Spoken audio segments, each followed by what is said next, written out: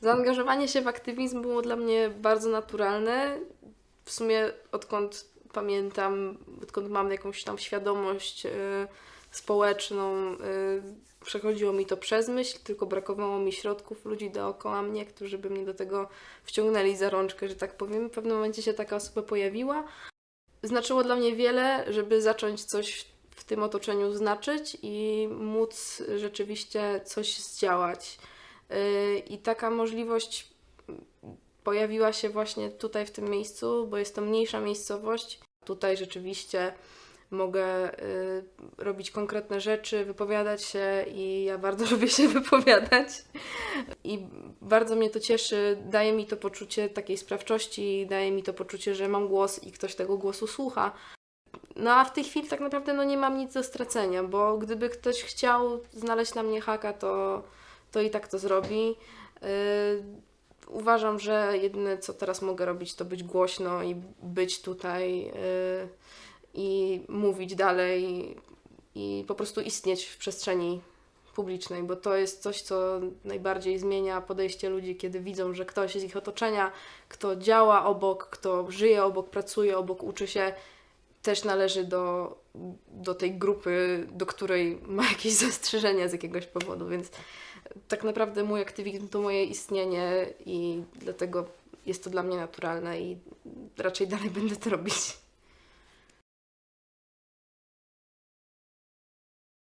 Jestem już dosyć długo osobą poza szafą, jako osoba niebinarna i ostatnio kilka osób w ciągu ostatniego roku otworzyło się przede mną, że jestem tą osobą, poznanie której sprawiło, że odkryli coś w sobie pod różnym aspektem, bo to na przykład był jeden trans chłopak, który stwierdził, że jednak nie jest niebinarny, że jednak jest binarnie trans.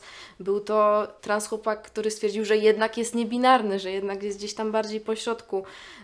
Była to osoba, która całe życie, że myślała, że jest cis, a teraz wychodzi na to przed 30, że to jest to, czego ta osoba szukała i ja tak naprawdę to nie jest tak, że ja rozmawiam z tymi ludźmi i im tłumaczę, że to jest lepsze albo że cokolwiek, tylko najczęściej to jest po prostu tak, że ja sobie jestem i sobie istnieję i działam i się z tym nie kryję i to jest dla takich osób na tyle inspirujące z jakiegoś powodu. Dla mnie to też jest jakby absolutnie egzotyczne. Ja nie do końca jestem w stanie się z tym oswoić, że aż taki mam wpływ na te osoby, ale jest to bardzo motywujące i ostatnio słyszę też właśnie, że właśnie czasami podniesienie głosu w pewnych sytuacjach, zwrócenie uwagi na coś, czasami tak po prostu w codziennej sytuacji ktoś coś powie po prostu bezmyślnie i zwrócę na to uwagę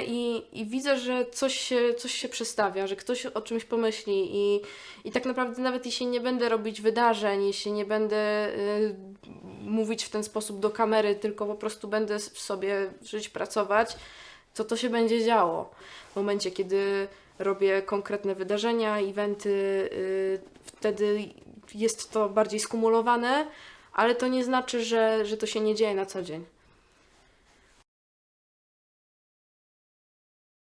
Nie mam takiej cierpliwości już do tego, żeby przekonywać osoby totalnie nieprzekonane. Bardzo szybko kończy mi się cierpliwość, szczególnie jeśli chodzi o problematykę właśnie transpłciowości. Dla osób spoza grupy będzie to zawsze niosło mniejszą wartość emocjonalną i będą w stanie dłużej rozmawiać o tym na spokojnie. Dlatego bardzo się sprzeciwiam takiemu kontrolowaniu tonu, w jakim się rozmawia o pewnych sprawach i jeśli danej osoby to dotyczy, bo mamy prawo do intensywnych emocji, szczególnie kiedy jest to coś, co jest dla nas intensywne, ważne i bliskie. I takie właśnie spokojnie, podyskutujmy na spokojnie, podyskutujmy bez emocji, jest przywilejem po prostu faktu, że nie dotyczy Cię to. I Ciebie to nie boli, bo to nie jesteś Ty. Ale dla kogoś, kto siedzi obok Ciebie, to już może być codzienność i to może być bardzo, bardzo godzące w takie bolesne miejsca. Często to się kumuluje. Często mam w sobie te kilkadziesiąt momentów, kiedy trzeba było zacisnąć zęby i nic nie powiedzieć, że kiedy już coś powiem, to jest właśnie kumulacja tych wszystkich negatywnych emocji, które zostały zduszone w przeszłości. I no, na szczęście te osoby mi najbliższe rozumieją to, że takie wybuchy, które się zdarzają, to jest właśnie wynik tego zaciskania zębów, a nie tego, że jestem do kogoś, mam jakieś negatywne nastawienie czy coś. Ale no fakt jest taki, że ja już po prostu nie mam cierpliwości i daję sobie do tego prawo, bo w momencie, kiedy osoby, których problem nie dotyczy, powiedzmy, nie wiem, kiedy cis-mężczyźni rozmawiają o problemach aborcyjnych, albo kiedy osoby cis-płciowe rozmawiają o problemach osób transpłciowych, to jest teoretyzowanie. To jest hipotetyczne kminienie po prostu. To myślisz sobie, jakby to było i jak te osoby według Ciebie powinny się zachować. I nigdy nie ma się takiej perspektywy, jak taka osoba zainteresowana. Nigdy. I dlatego ja się po prostu już nie mieszam w nawracanie kogoś, kto nie do końca wie, jak się nawrócić. Bardzo trzymam kciuki oczywiście za taki mikroaktywizm, ale ja już nie umiem.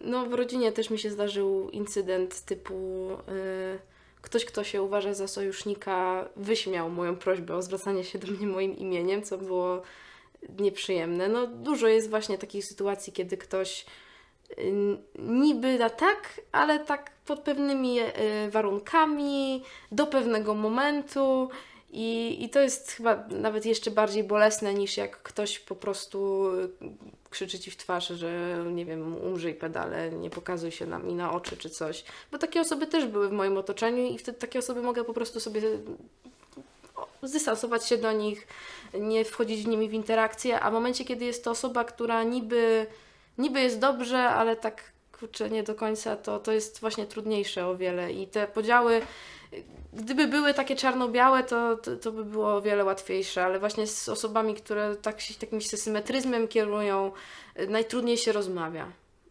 Bo ten środek wcale nie jest obiektywny i nie jest jeden dla każdego i zazwyczaj też nie jest do końca słuszny, chociaż to też nie jestem alfą i omegą, nie wiem wszystkiego, ale no, ten środek często przypada w innych miejscach i to jest właśnie ta trudność w tych podziałach. Bliska mi osoba ostatnio zwierzyła mi się z tego, jak zmieniła się tej osoby perspektywa na temat wielu właśnie spraw związanych z queerem, związanych ze stawianiem granic, że powiedzmy dzięki mnie taka osoba zrozumiała, że dead name, czyli inaczej martwomian lub imię nadane przy urodzeniu, z którym taka dana osoba się nie utożsamia, to nie jest coś, co trzeba za wszelką cenę wiedzieć, co trzeba gdzieś tam mieć zapisane, że to po prostu boli. Że na przykład też gdzieś tam istniało to rozgraniczenie, że jak ktoś jest binarnie trans, to może jeszcze tak, ale jak ktoś jest niebinarny, to ja tak nie do końca będę to szanować. I teraz jakby był ten progres, że ta osoba już inaczej na to patrzy i bardziej szanuje też granice, jeśli chodzi o kiedy ktoś mówi tej osobie nie, albo kiedy ktoś zwraca uwagę na to, co narusza komfort i to są raczej właśnie... To są raczej takie osoby, które już są zainteresowane, ale jakby nie mają tego uporządkowanego. Jak tak rozmawiam z osobami kilka lat ode mnie starszymi, nawet 2 lata, 5 lat starszymi i też na przykład 2, 3 lata, 5 lat młodszymi, to ta dynamika się zmienia w niesamowicie szybkim tempie. Moje dorastanie przebiegało w innym świecie niż dorastanie, powiedzmy, mojego partnera, który jest 2 lata ode mnie starszy jedynie. Też jest osobą queerową i też jakby przechodził przez pewne właśnie podobne doświadczenia, ale to był inny świat tak naprawdę pod tym względem. Wszystko się zmienia tak dynamicznie i jest coraz lepiej tak naprawdę. W sensie my jesteśmy zmianą. Patrząc na historię ruchów queerowych, na przykład w Stanach Zjednoczonych, można zaobserwować, że za każdym razem, kiedy rząd nakładał represje, dawały one odwrotny efekt, bo więcej osób wychodziło z szaf, więcej osób czuło, że nie ma nic do stracenia, więcej osób po prostu stwierdzało, że okej, co ja mogę teraz innego zrobić. I jest właśnie, niektórzy właśnie mają taką teorię, że to się może teraz właśnie dziać w Polsce, przez to emancypacja queerów w Polsce może przebiec jeszcze szybciej, jeszcze intensywniej. I my jesteśmy częścią tej zmiany. I sam fakt, że ktoś wyjdzie i pokona swoje bariery, to już może zrobić bardzo dużą różnicę. Poza tym też uważam, że zwątpienie jest super. Uważam, że szukanie jest super. W sensie, co z tego, że za parę lat zmienisz zdanie? Co z tego, że teraz stwierdzisz, że no może jestem lesbijką, a za parę lat stwierdzisz, że no w sumie to jednak nie. Zmiana zdania nie jest upokarzająca. Wszyscy ewoluujemy, wszyscy powinniśmy ewoluować. I w momencie, kiedy osoba młoda stwierdza, że może jednak nie wpisuje się w tę normę, to nie powinniśmy tej osobie mówić, że jeszcze jesteś za młoda, żeby wiedzieć, bo to nie jest tak, że jak będzie starsza i to powie, to będzie bardziej, lepiej traktowane, bo jak osoba transpłciowa wychodzi z szafy w wieku lat 15, to mówi się, że jest za młoda, bo jesteś za młoda, żeby coś wiedzieć, jesteś za młoda, żeby coś zrobić, nic nie wiesz o życiu, a jak wychodzi w wieku 25 lat, to się mówi, no ale przecież tyle lat żyłaś jako ktoś inny. I wtedy to też jest jakby... Po tym widać, że naszym celem nie jest rzeczywiście dobrobyt tego, tylko wsadzenie ludzi właśnie w to pudełko i to często się zdarza, że to po prostu nie pasuje i nie ma innego sposobu niż sprawdzenie w warunkach cieplarnianych, typu nie wiem, wśród znajomych. Sprawdzasz, jak Ci dobrze z daną łatką, z danym imieniem, z danymi zaimkami. Jak poczujesz, że to jest to, no to super. Jak za parę lat stwierdzisz, że to jest nie to, to też super. I to jest absolutnie w porządku. To jest bardzo w porządku i to jest to, co nas ciągnie do przodu. Większą odległość przejdziesz, jeśli staniesz w jednym punkcie, pójdziesz do innego punktu i wrócisz do tego samego punktu, zobaczysz więcej, poznasz więcej perspektyw, będziesz bogatszym człowiekiem o to, niż jak będziesz po prostu stać w jednym miejscu i nawet się nie rozglądać, patrzeć w jednym kierunku. No, nawet samo obrócenie się dookoła to już jest ubogacenie swojej perspektywy, swojego doświadczenia. Nie ma co się tego bać. Nastroje w naszym kraju są takie mniej więcej pół na pół. Ciężko się z tym pogodzić, że jak spotykasz nową osobę, jest 50% szans, że ta osoba będzie chciała Ci coś zrobić. Kiedy była ankieta w jakiejś gazecie, na jakimś fanpage'u na Facebooku, co myślisz o Marszu Równości w Słubicach, wyniki były 50/50. Dla mnie to był szok i dla mnie to był strach. Jakby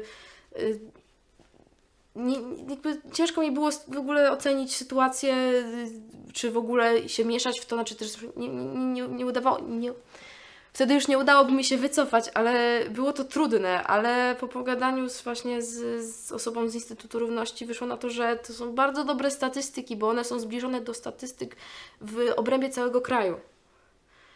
Bo w innych miastach takie proporcje potrafią być, nie wiem, 20/80 na naszą niekorzyść.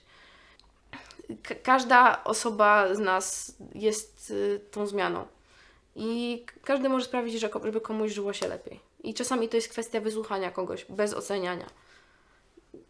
I mam wrażenie, że fakt, że żyjemy w dobie internetu nam w tym pomaga, bo trudniej jest nam uwierzyć w narrację, że nasz punkt widzenia jest jedyny, bo za często się stykamy z perspektywami innych osób o innym zapleczu, z innych części świata i nie da się już tak po prostu stwierdzić, że no moje zdanie jest obiektywne, mój gust jest obiektywny i najlepszy, bo po prostu nie da się w to już uwierzyć w tej chwili przy takim dostępie do takiej ilości informacji.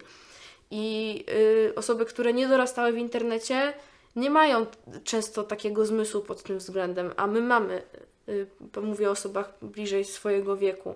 Mamy do tego dostęp, mamy na to potencjał i myślę, że naturalnie ten postęp będzie zachodzić, właśnie chociażby przez ten czynnik.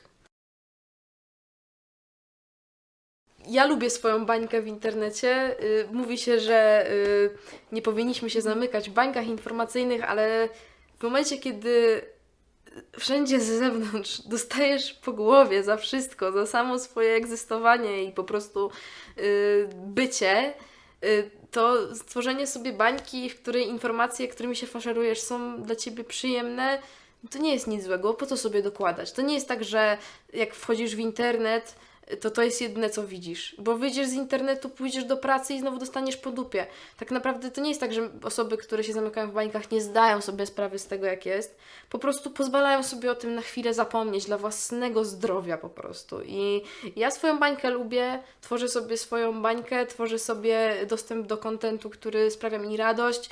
To są ludzie, których kocham, ludzie, których szanuję, ludzie, którzy tworzą piękne rzeczy, mówią super mądre rzeczy i podaję je dalej do osób, które są w tej bańce i czasami jesteśmy w swoim własnym rosole, ale nie widzę w tym nic złego tak naprawdę, bo to nie sprawia, że my jesteśmy, że mniej działamy, czy mniej wiemy, tylko po prostu mamy większą wiedzę na tematy, które są nam bliskie i jesteśmy w stanie o tym lepiej rozmawiać z osobami z zewnątrz i nie zatręczamy się aż tak, po prostu nie wpadamy aż tak bardzo w dół, w jaki moglibyśmy wpaść, gdybyśmy dostępu do takiej bańki nie mieli. To jest po prostu dla zdrowia psychicznego i tyle. Ja też myślę, że jednak to, z czego powinniśmy zdawać sobie sprawę, to jest to właśnie, że te bańki istnieją i jak działają algorytmy w internecie, żeby wiedzieć, dlaczego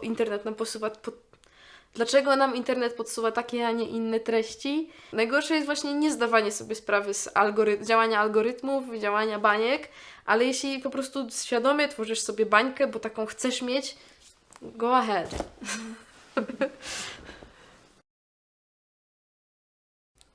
Aktywizm często nie musi być od razu organizowaniem wielkiego marszu.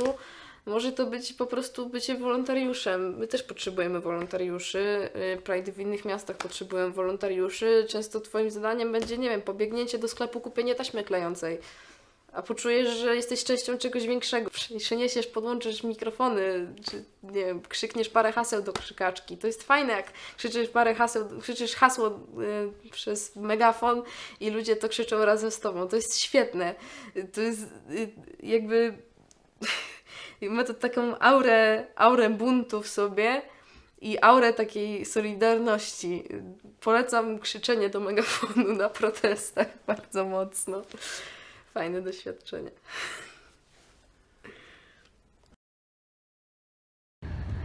Why was our town chosen as a place to organize the march? Like, because we are here, we live here, we have always been here.